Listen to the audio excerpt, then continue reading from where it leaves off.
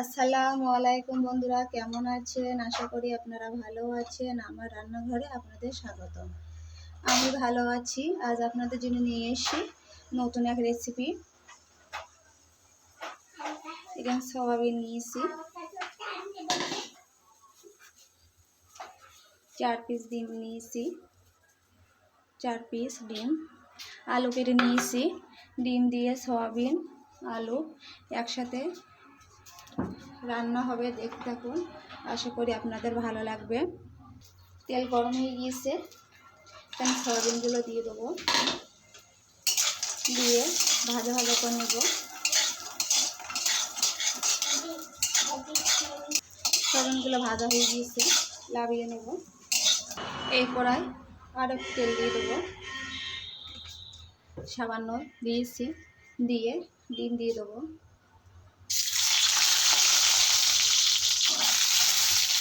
দিয়ে ডিমগুলো ভাজা করে নেব।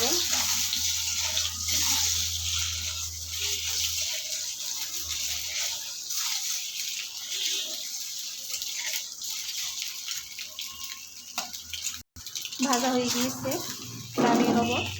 এই কড়াই আরও তেল দিয়ে দেবো সামান্য, দিয়ে এখানে আমি আলুগুলো ভাজা করে নেব। আলু ভাজা হয়ে গিয়েছে, এখানে তেল দিয়ে দেবো রান্নার জন্য।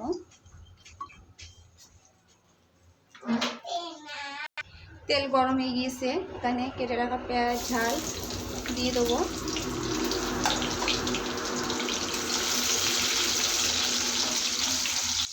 আদা রসুন দিয়ে দেবো,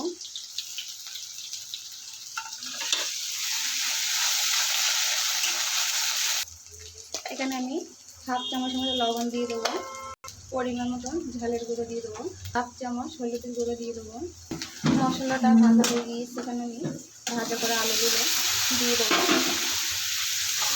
দিয়ে ভালোভাবে কষিয়ে নেবো আলুগুলো।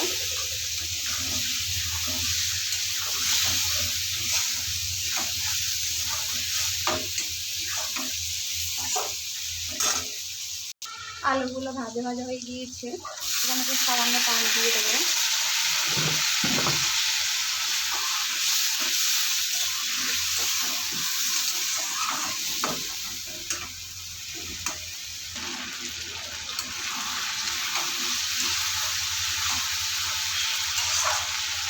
এখানে আমি ভেজে রাখা সয়াবিনগুলো দিয়ে দেবো,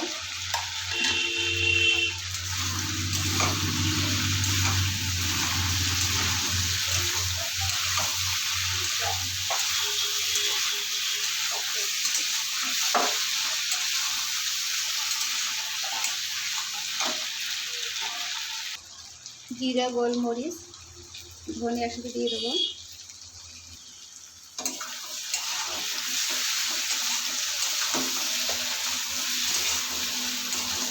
দিয়ে আরও একটু পানি দিয়ে দেবো কষানোর জন্য।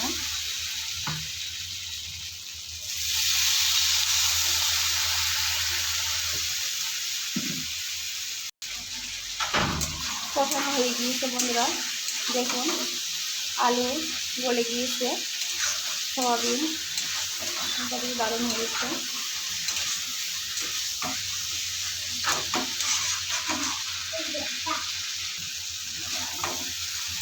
কষানো হয়ে গিয়েছে পরিমাণ মতো, এখানে আমি পানি দিয়ে দেবো। এই পানিগুলো দিয়েছি, আর দেবো না,